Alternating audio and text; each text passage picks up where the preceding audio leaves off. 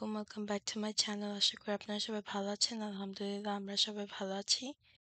আজ মজাদার কিছু বাংলাদেশি ডেজার্ট বানাবো।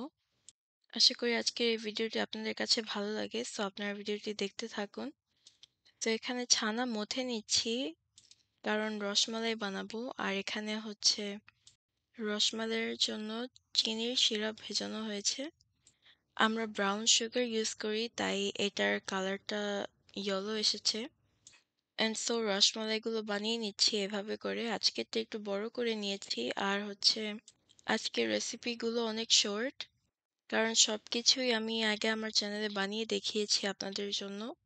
But today I will keep everything short. So I hope you guys like it. চিনির শিরা এখানে বলক এসেছে। এখন এই রসমালাইগুলো দিয়ে দিচ্ছি।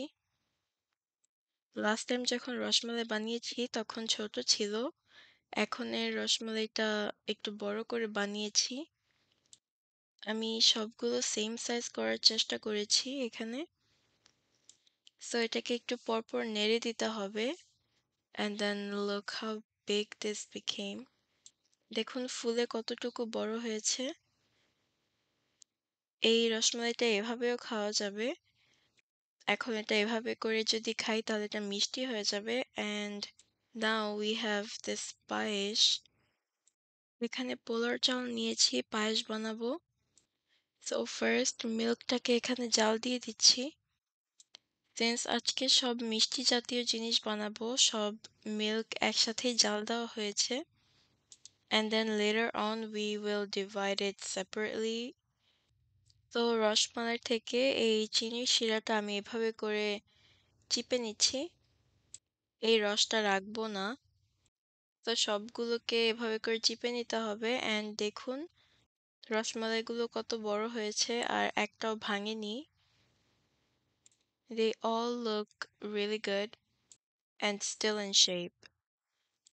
মিল্কের মধ্যে অল্প একটু সাফরান দেওয়া হয়েছে একটু কালারের জন্য। এখন রসমালাইগুলোকে আমি দিয়ে দিচ্ছি।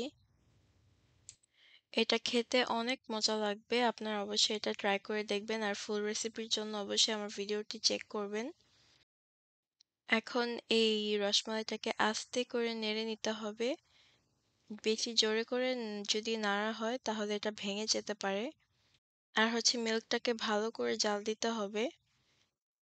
দেখুন এখন এটা ফুলে উঠছে উপরে। এটাকে at least 4 থেকে 5 টাইমস জাল দিতে হবে এভাবে করে। এটাকে জালের মধ্যে রাখতে হবে until the rasmalai gets bigger. মাশাআল্লাহ দেখুন রসমালাই বানানো হয়ে গেছে। আর হচ্ছে খুব সুন্দর দেখাচ্ছে। রসমালাইগুলো মাশাআল্লাহ অনেক বড় বড় হয়েছে। এটা একটা খেলেই পেট ভরে যাবে। এভাবেই করে বানানো হয়েছে। আপনারা অবশ্যই এটা ট্রাই করে দেখবেন। আপনাদের কাছেও ভালো লাগবে।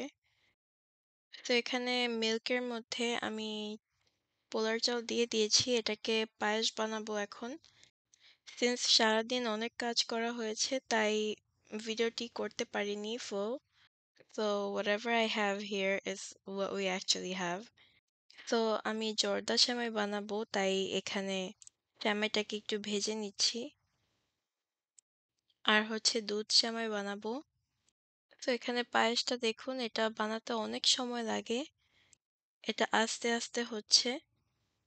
আর এটাকে বারবার নেড়ে দিচ্ছি। অনেক দিন ধরে পায়েস খাওয়ার অনেক ইচ্ছে করছিল তাই মাকে বললাম একটু পায়েস রান্না করতে। অ্যান্ড এইটাতেও সাফরান দেওয়া হয়েছে তাই কালারটা অনেক সুন্দর এসেছে দেখুন। আজকের সব মিষ্টি রেসিপিগুলো খেতে এত মজা হয়েছে আপনাদেরকে বলে বোঝাতে পারবো না। আপনাদের এটা ট্রাই করে দেখতে হবে। It is too good. So আলহামদুলিল্লাহ এখানে আমাদের পায়েস বানানো হয়ে গেছে দেখুন। এখানে পায়েস আছে। এখানে হচ্ছে জর্দা সেমাই। আর এখানে হচ্ছে দুধ সেমাই। তো আশা করি আজকের ভিডিওটি আপনাদের কাছে ভালো লেগেছে। আজ এই পর্যন্ত। আল্লাহ হাফেজ। আসসালামু আলাইকুম।